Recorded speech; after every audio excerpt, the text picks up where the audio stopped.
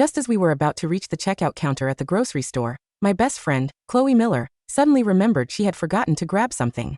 Without a second thought, my boyfriend Ethan Sterling turned around to go back with her. Before leaving, he didn't forget to instruct me. Stay in line and keep our spot.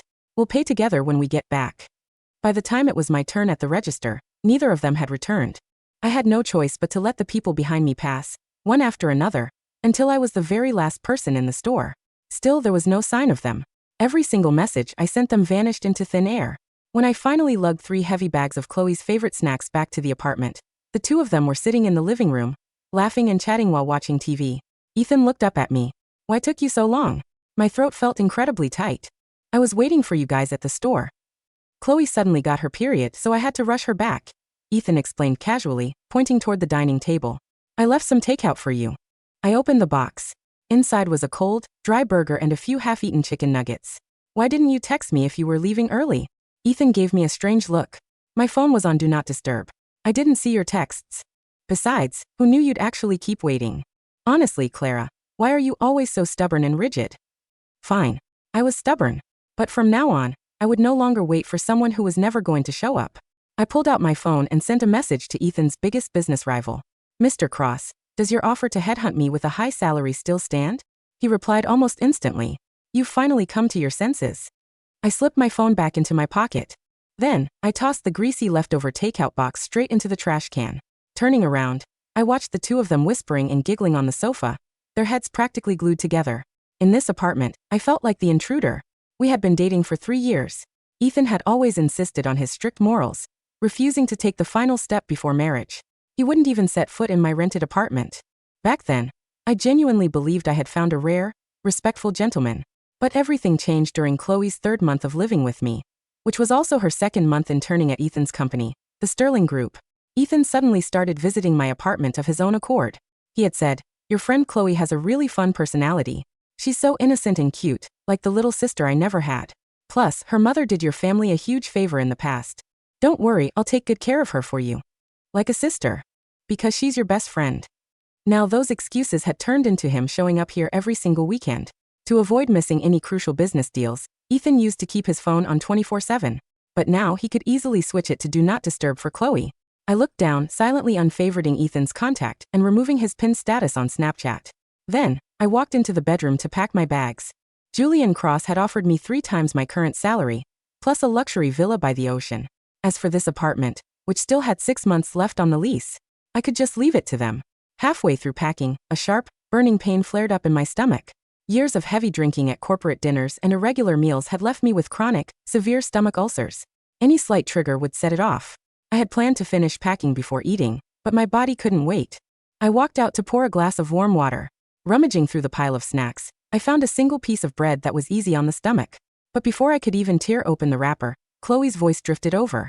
"Clara, could you please not eat that?" I paused, confused. "Why?" Chloe looked hesitant, casting a pitiful glance at Ethan. He caught her cue instantly, stepping over and snatching the bread right out of my hand. He pointed to a cartoon character printed on the packaging. "This is Chloe's favorite limited edition collab. It was the last one on the shelf. She's been saving it because she couldn't bear to eat it herself." Chloe's favorite collaboration? I lived under the same roof as her, yet I had no idea. But Ethan knew. "Fine," I said softly, nodding. I raised the glass of warm water and drank it all in one gulp. Ethan frowned as he noticed my pale face. A flicker of worry crossed his eyes. "Is your stomach acting up again?" "Yeah." Ethan knew how fragile my stomach was, but he also knew it was easy to soothe. All I needed was to put some warm food in it immediately. Yet he simply tossed the bread back into Chloe's bag and pulled out his phone. "What do you want to eat?" "I'll order something on Uber Eats." It was pouring rain outside. The fastest delivery would take at least 30 minutes. I shook my head. No need. I walked out into the heavy rain myself and made my way to the nearest convenience store. The clerk, Leo, smiled warmly and handed me a cup of hot chocolate.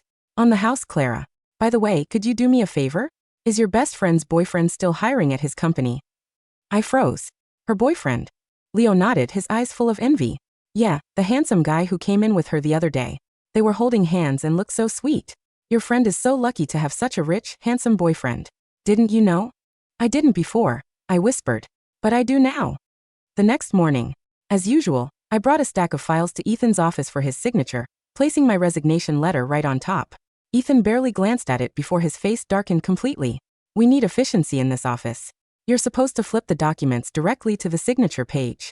You've been working with me for 3 years, Clara. Do I really need to remind you of the basics? Sitting at the desk next to him, Chloe gently nudged his shoulder. Her tone was playful and teasing. Ethan, why are you being so mean? You're scaring Clara. I subconsciously glanced to her desk. Once, that spot had been my exclusive workspace. But then Ethan had told me, Chloe is your best friend, and she's eager to learn. I'll keep her close to train her myself. You can work in the outer office. Swallowing the bitterness in my throat, I spoke flatly. I'm sorry.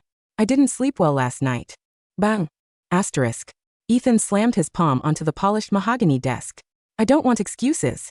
If this happens again, you can request a demotion. My standards are strict. Also, address me by my title during office hours. I silently flipped every document to the signature page, watching him sign them one by one. My voice was so calm it surprised even myself. Understood, Mr. Sterling. Before my resignation could even be fully processed, the entire office was buzzing. Jessica from HR walked over to my desk with a cup of coffee. Clara, are you seriously resigning? Sterling Group is a top-tier company. How can you bear to leave? I forced a small smile. It's not about whether I want to leave. I just can't stay here anymore. She hesitated for a second. Really? We all thought Mr. Sterling was going to give you a massive raise. I mean, the intern you recommended is practically his favorite person now. Rumor has it they're already dating. Ethan and I had been together for 3 years. He had always insisted on keeping our relationship a secret, claiming it would affect our professional image. Yet Chloe had only been here for 4 months, and the rumors about them were already spreading like wildfire. I shook my head with a chuckle. What they do is none of my business. Once the HR paperwork was filed, I hired a courier service to take my personal belongings away. Taking one last look at the empty office, a hollow ache bloomed in my chest. But strangely, it didn't hurt as much as I thought it would. Julian Cross had already wired me a signing bonus of $50,000, and his assistant had delivered the keys to my new villa. It was just 3 years of wasted youth. Thankfully, I had enough talent and value to afford the loss. Suddenly, a text from Ethan popped up on my phone. Asterisk, let's grab dinner after work. The Ivory Room. Asterisk. It was the high-end restaurant I had been begging him to take me to for over a year. But now I had completely lost my appetite. No thanks. I have plans. A few seconds passed before he replied. Are you still mad because I was harsh on you in front of Chloe today? Come to dinner. I'll make it up to you. The moment I stepped out of the office lobby, Chloe rushed over and wrapped her arms around my elbow. Clara, let's go. Ethan is treating us to dinner. It was rush hour, and the lobby was crowded. I didn't want to cause a scene by dragging myself away from her. But the second she pulled me into the car, I overheard a few coworkers whispering nearby. Oh my gosh, they are so cute. Mr. Sterling and Chloe are definitely a thing. He's even taking her out for dinner. Chloe blushed and pretended to be flustered. Oh no, they're misunderstanding us. Clara, please don't be mad. Should I go back and explain it to them right now? I patted her hand gently. No need. After all, my suitcases were already sitting in my new villa. Once this dinner was over, Ethan and I would be completely done. Ethan mistook my compliance for being mature. Before we entered the restaurant, he slipped a small red velvet box into my hand. I opened it. Inside was an elegant, delicate bracelet. You don't need to stress over office gossip, Clara. You handled it well today. Consider this your reward. I held out my wrist, quietly watching him fasten the clasp. I couldn't help but recall an incident 2 years ago. A colleague had spotted us dining together and made a lighthearted joke. The very next day, Ethan fired him, stating, Sterling Group has no room for gossiping employees. Seeing how submissive I seemed tonight, Ethan's mood lightened. So you're not mad anymore? Chloe is still young and energetic, so she can be a bit undisciplined. I was only tough on you in the office to set an example for her. It was rare for Ethan to explain himself so much to me, but his words sounded incredibly hollow and pathetic. When we were seated, I sat on one side of the booth alone, while Ethan and Chloe sat across from me. They shared a single menu, leaning in close. At some point, Ethan pointed at a picture and laughed out loud. Chloe, look at this cartoon character. It looks just like you. Hey, what do you mean? My head is not that big. Chloe pouted playfully, turning to me for support. Clara, look at your boyfriend. Ethan is always teasing me.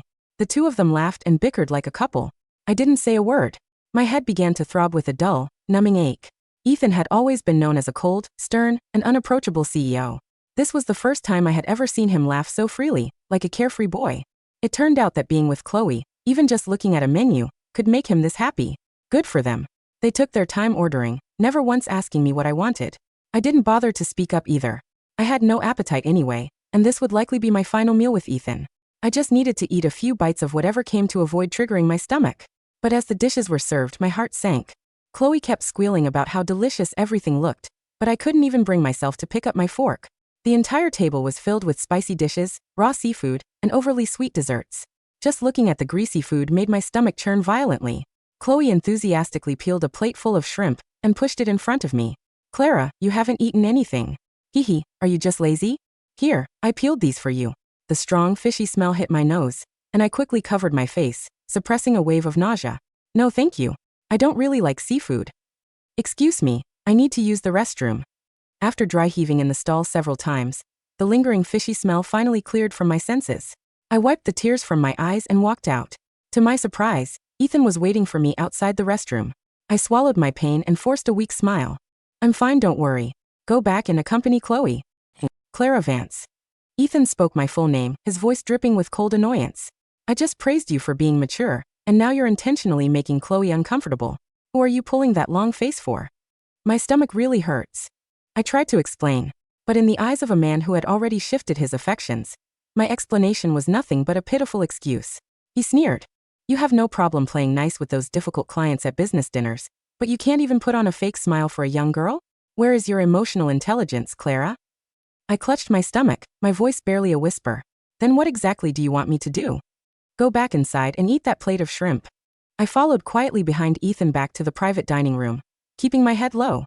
In the past, during corporate dinners, no matter how powerful or demanding the client was, the moment I mentioned my stomach was acting up, Ethan would step in and drink every single glass of alcohol on my behalf. When I warned him that the clients looked displeased, he would say, "Screw their opinions. Your health is more important than any business deal." I covertly checked my phone. My official termination letter hadn't cleared yet, which meant I wasn't technically free. To avoid any last-minute complications with my exit, I had to play along. I had to show high emotional intelligence. Inside the room, Chloe's eyes were red, and her makeup was slightly smudged. She had obviously been crying. I put on a flawless, perfectly practiced corporate smile. First, I apologized. Then, I offered a smooth explanation followed by a round of beautiful, flattering compliments. The transition was seamless. Chloe's tearful frown instantly vanished, and the cold aura radiating from Ethan dissipated. Finally, I picked up the plate of peeled shrimp. Fighting back the intense urge to vomit, I swallowed them down, one by one. By the time I had eaten more than half of the plate, Ethan finally frowned and grabbed my wrist. "That's enough." The lively atmosphere returned to the table, and the two of them went back to laughing and chatting. I clutched my agonizing stomach, my face completely drained of color. When I looked up again, Ethan had stepped out to take a call. Chloe was staring at me with a sweet, triumphant smile. "Clara, honestly, I really need to thank you." "For what? If it weren't for you, I would have never met such a high-quality man like Ethan." Chloe tilted her chin up, deliberately flashing her wrist. It was only then that I noticed the diamond cuff bracelet on her wrist. It was from the exact same luxury brand as the flimsy chain Ethan had just gifted me. To be precise, my bracelet was the free gift that came with her purchase. The skin beneath my bracelet suddenly felt hot and itchy, as if it were burning. Chloe continued, "Clara, I'm only saying this for your own good. You should pack up and leave him on your own terms. It'll save you some dignity." My stomach seized with another sharp, stabbing pain. Unable to hold myself up any longer, I collapsed onto the table, cold sweat pouring down my forehead. Just then, Ethan walked back into the room. Chloe immediately let out an exaggerated gasp, raising her hand. "Ethan, I accidentally cut my finger on a crab shell." It was a microscopic scratch, barely oozing 2 tiny specks of blood. Yet, Ethan's face paled with sheer panic. "We need to get you to the emergency room right now." Desperate, my physical instinct made me reach out and grab the hem of Ethan's jacket. My stomach, it hurt so bad. "Please, take me to the hospital too." "I can't." Ethan snapped, brushing my hand off without even looking at me. Chloe's finger was cut by a raw seafood shell. There's a severe risk of flesh-eating bacteria infection. The specialist clinic is on the east side of the city, and your usual clinic is on the west. They are on completely opposite sides. It's not on the way. I opened my mouth to plead, but Ethan quickly shook off my grip and rushed Chloe out the door. He threw one last sentence over his shoulder. "You've had stomach aches 1,000 times. You can handle yourself. It's not like you're going to die." The heavy door slammed shut. My vision blurred with sweat and tears as I fumbled with my phone. I couldn't even see the screen clearly, and I had no idea whose number I dialed. When the call connected, a deep voice asked for my location. Hearing my weak whimper, he said only 2 words. "Wait there." Right after the call disconnected, my phone buzzed with an incoming email. It was my official termination approval. A wry, painful laugh escaped my lips. Finally, it was over. A second before I blacked out from the pain, I sent Ethan one last message on Snapchat. We are over. Let's break up. The crystal chandelier of the ivory room flickered into a smear of fractured yellow light before the room spun, folded inward, and went black. When my forehead hit the cold marble tabletop, the only sound left was the rhythmic, hollow ring of my own pulse trapped inside my ears. I couldn't feel my fingers. I could only feel the searing, corrosive burn in the pit of my stomach, like sulfuric acid eating through tissue. Then came the heavy thud of double doors swinging wide open. Fast, heavy footsteps crossed the polished hardwood floor. A pair of strong hands slid beneath my shoulders and knees, lifting me effortlessly from the booth. The scent that enveloped me wasn't Ethan's familiar cedar and tobacco cologne. It was something sharper, black pepper, vetiver, and the crisp, cold air of the autumn night outside. Stay with me, Clara. A low, gravelly baritone cut through the fog. I tried to open my eyelids, but they felt like lead. Through the narrow slit of my lashes, I caught the sharp, aristocratic jawline of Julian Cross. His silver cufflink pressed cold against my collarbone as he carried me through the panicked restaurant lobby. Mr. Cross, a waiter stammered, rushing forward. Should we call an ambulance? Get out of the way, Julian snapped. His voice didn't rise, but the sheer, glacial authority in it cleared the entire foyer in 2 seconds. Outside, the heavy rain beat against the roof of a sleek black Maybach idling at the curb. The chauffeur had the rear door wide open. Julian slid into the back seat, holding me firmly against his chest, his palm pressed against my forehead. St. Jude's Private Pavilion. Julian ordered the driver, pulling a heavy cashmere blanket over my shivering frame. Call Dr. Harrison. Tell him Clara Vance has acute gastric hemorrhage secondary to perforated ulceration. Have the surgical suite prepped in 7 minutes. Understood, sir. The Maybach surged into the wet street, the sirens mounted behind the grill, clearing the evening traffic. I leaned my head against Julian's wool lapel, my breath shallow and ragged. Julian, I whispered, the words barely audible over the hum of the engine. My phone. It's in my pocket, he said gently, his fingers brushing a damp strand of hair from my cheek. You sent the message. You're done with him, Clara. Close your eyes. I've got you. For 3 years, I had held up the ceiling for Ethan Sterling. I had planned his schedules, negotiated his corporate mergers, smoothed over his diplomatic blunders, and endured his cold, calculating neglect, all while pretending I didn't need a single person in the world to lean on. Now, as the sedative injected by the transport paramedic took hold, I let go. At 9:30 p.m., on the opposite side of the city, Ethan Sterling sat in the private waiting room of the East Side Specialist Clinic. Beside him, Chloe Miller had a sterile white bandage wrapped around the tip of her index finger. She was sipping a decaf caramel latte Ethan's assistant had rushed over from across town. Does it still throb, Ethan? Chloe asked with a soft, trembling pout, holding her bandaged finger near his cheek. The doctor said raw crab shells carry marine bacteria. If we hadn't come immediately, it could have infected the bone. You saved my finger. Ethan forced a small smile, but his eyes were fixed on the glowing screen of his phone. An hour ago, a single notification from Snapchat had popped up. Clara, we are over. Let's break up. He had stared at the text for 5 minutes. Then he had scoffed and tossed the phone onto the leather cushion. Break up. Clara had been with him since they were 23. She had stood by him when the Sterling Group was nothing more than a 6-man operation in a converted warehouse. She had no family wealth, no corporate backing, and after 3 years of working 90-hour weeks at his side, her entire professional and personal identity was tethered to him. She was throwing a tantrum. It was obvious. She was jealous of Chloe's bracelet. She was upset about the shrimp. She was trying to reassert control by threatening to walk away, fully expecting him to panic, send her flowers, and beg for her return. Let her cool off, Ethan thought, tapping his fingers impatiently against his knee. She'll realize by tomorrow morning that she has nowhere else to go. Ethan. Chloe leaned in, resting her chin on his shoulder. Are you listening? To me? I was saying, since Clara is taking a personal day tomorrow, can I sit at her desk during the board meeting? The view from her corner window is so pretty. Ethan frowned slightly, an odd, prickling sensation of unease settling in the back of his mind. Her desk is for the chief of operations, Chloe. You're an intern. Chloe pouted, her eyes instantly turning glossy with tears. I know. I'm sorry. I just wanted to learn faster so I could help you. Clara always looks so capable, and I feel so useless next to her. Seeing her tearful expression, Ethan's heart softened. He reached out, patting her head. You're not useless. You're young. Fine, you can sit in the observer's chair. Tomorrow.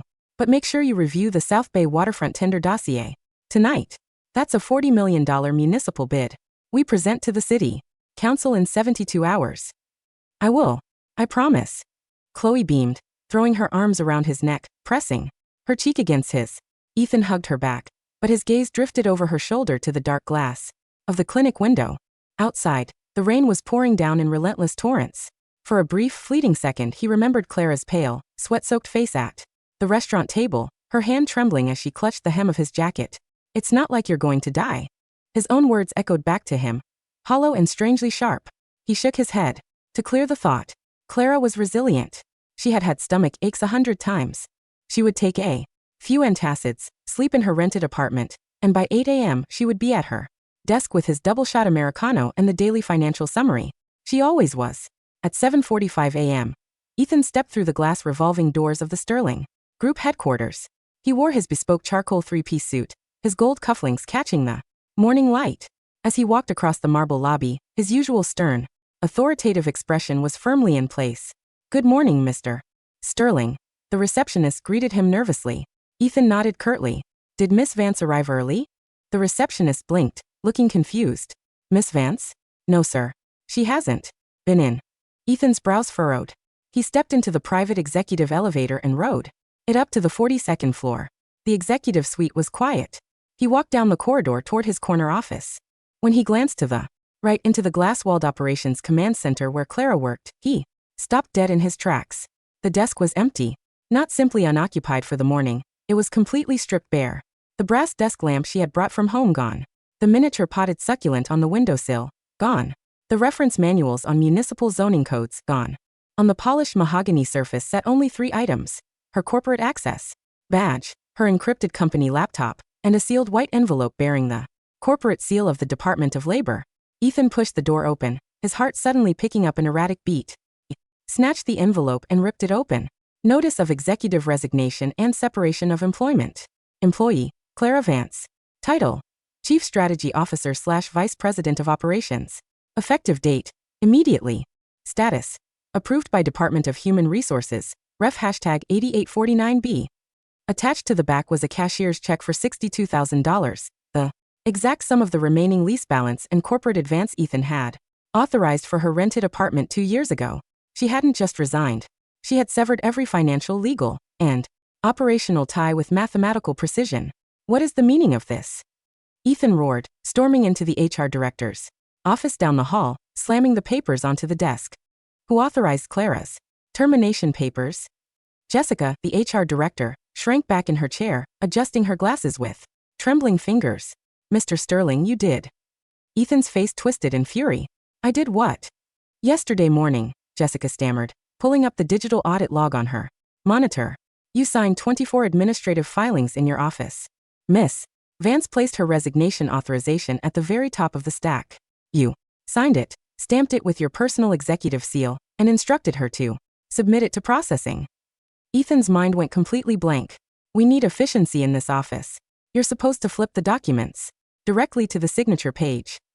His own arrogant words from yesterday morning crashed into his skull like a physical hammer blow.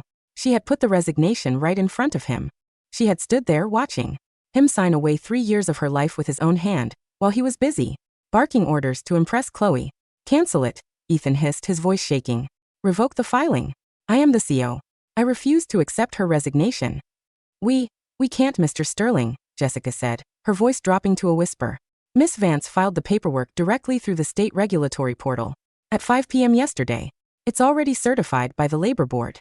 Legally, she is no longer an employee of the Sterling Group. Just then, the office door clicked open. Chloe walked in, carrying a large cardboard box filled with plush toys, scented diffusers, and pink stationery. "Good morning, Ethan," Chloe sang, completely oblivious to the suffocating tension in the room. "I brought my things to decorate Clara's old office. Look at this cute mousepad." "Get out," Ethan growled. Chloe froze, her smile faltering. "What?" "Take your toys and get out of that office," Ethan shouted, the veins in his neck pulsing with rage. "You don't touch her desk. You don't set foot in that room." Chloe's eyes welled with instant tears, her lower lip trembling as she clutched her cardboard box. "Ethan, why are you yelling at me?" I only wanted to help. Shut up. Ethan snapped, turning away from her and pulling out his phone. He dialed Clara's private number. The number you have dialed has been disconnected or is no longer in service. He switched to her work number. This line has been deactivated by system administration. He opened Snapchat. Her profile was an empty gray silhouette. She had deleted the account entirely. A cold, sickening dread, vast and bottomless, opened up beneath his ribs. 7 days later, the Pacific Coast breeze swept across the private terrace of the Horizon Villa. In Malibu, below the cliff, the azure waves crashed against the white sand, their rhythm slow and soothing under the warm afternoon sun.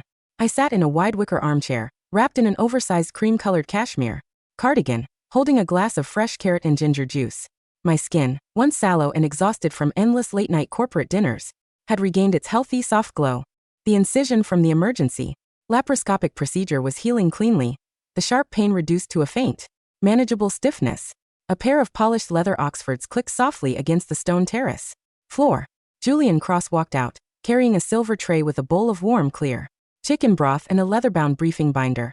He wore a crisp white linen shirt with the sleeves rolled to his elbows and tailored slate trousers.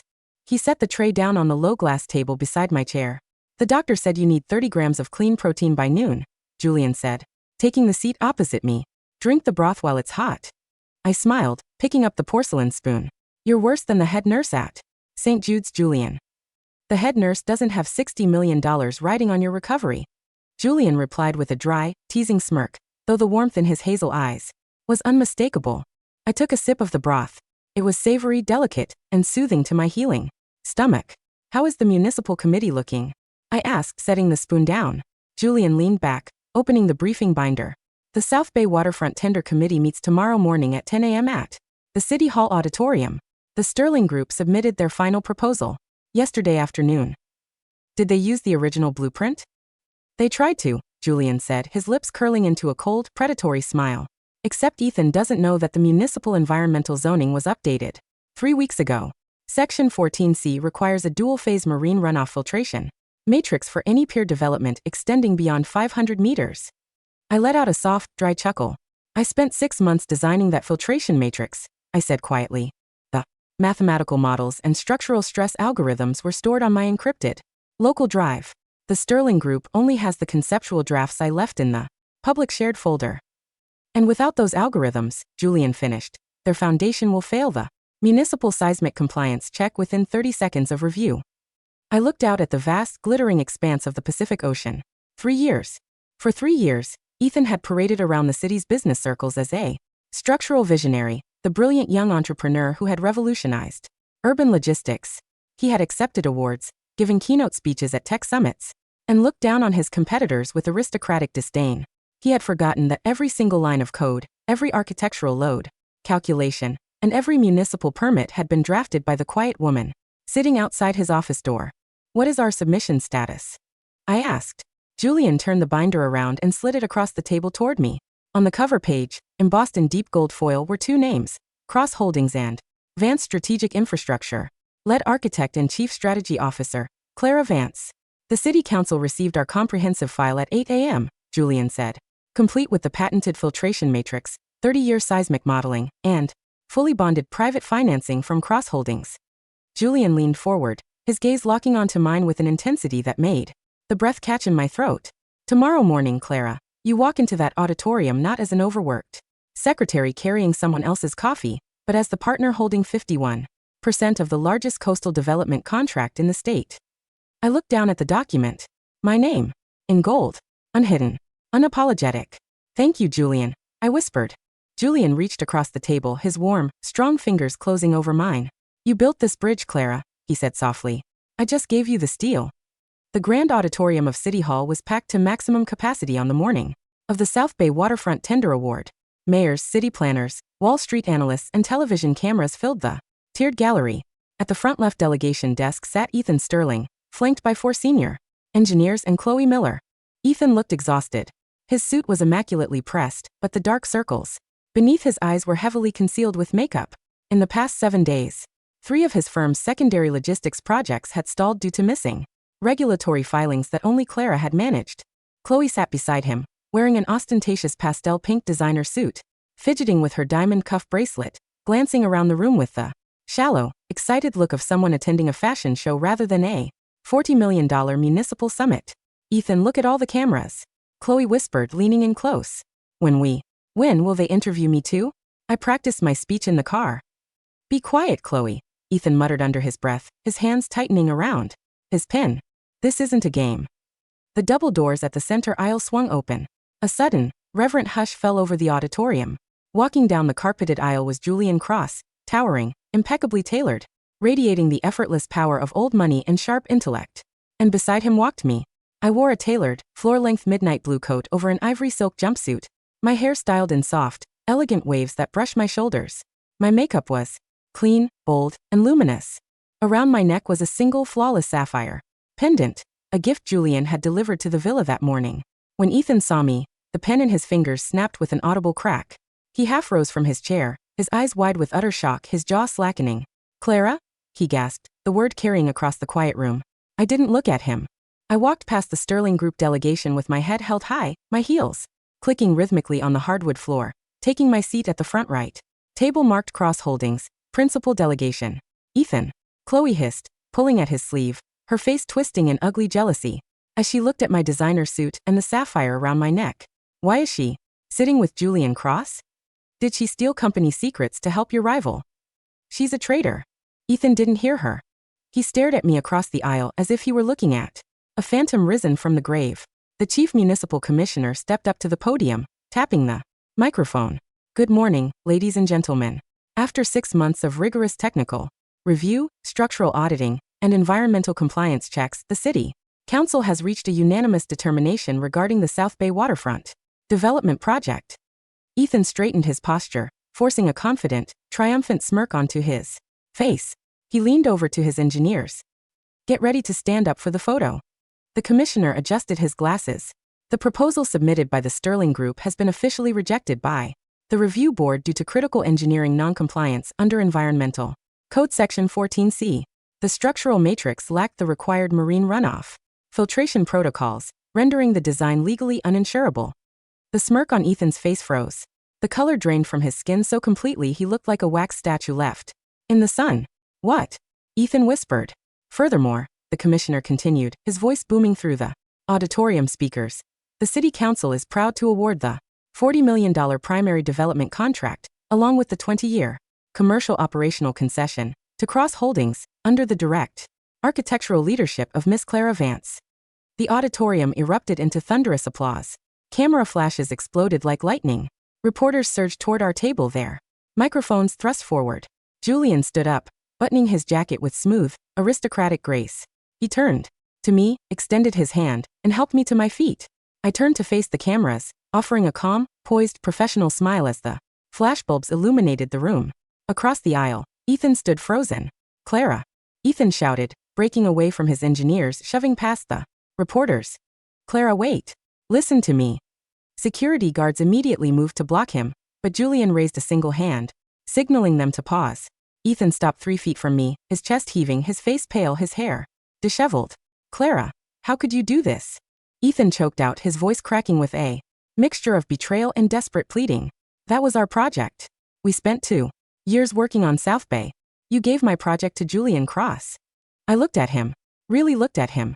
I saw the hollow entitlement, the fragile ego, the pathetic weakness of a man who had built his entire career by standing on the shoulders of a woman he treated like dirt. It was never your project, Ethan, I said. My voice was calm, clear, and carried cleanly across the quieted auditorium. You provided the corporate letterhead. I provided the mathematics, the design, the permits, and the sweat. And when you decided that my life was worth less than a band-aid for your intern's finger, you surrendered the right to my mind. Clara, I made a mistake. Ethan cried out, taking a frantic step forward, reaching out with both hands. I was blind. I was stupid. I broke off all contact with Chloe. I fired her this morning. I swear to God. She means nothing to me. From behind him, Chloe gasped, her face turning crimson with humiliation. Ethan, how could you say that? Shut up, Chloe. Ethan screamed at her without turning around. He dropped to his knees right there on the auditorium carpet, in front of 60 journalists and the entire city council. Clara, please, Ethan wept, tears streaming down his cheeks, soaking his collar. Come back to me. We can share the contract. We can get married tomorrow. I will put your name on 50% of the Sterling Group. I will buy you the biggest house in the city. Just don't destroy me like this. I looked down at the man kneeling at my feet. I remembered the cold, greasy takeout burger left on the table. I remembered waiting in the rain outside the convenience store while my stomach bled. I remembered him sneering at me. Go back inside and eat that plate of shrimp. A faint, clean smile touched my lips. I reached up to my wrist, unfastened the flimsy little bracelet he had tossed at me as a free gift at the Ivory Room, and let it drop onto the floor. The cheap metal clinked against his knee and rolled into the dust. You didn't destroy yourself by letting me go, Ethan, I said softly. You destroyed yourself by believing you were the sun, when you were only ever a stone reflecting my light. I turned my back on him. Julian offered me his arm. I took it, resting my hand lightly over the sleeve of his tailored suit. Together, we walked down the center aisle, through the flashing lights and cheering crowd, out of the auditorium, and into the brilliant midday sun. Behind us, in the middle of the crowded hall, Ethan Sterling remained on the floor surrounded by the ruins of his stolen kingdom, clutching a cheap piece of metal that no longer bought him anything at all.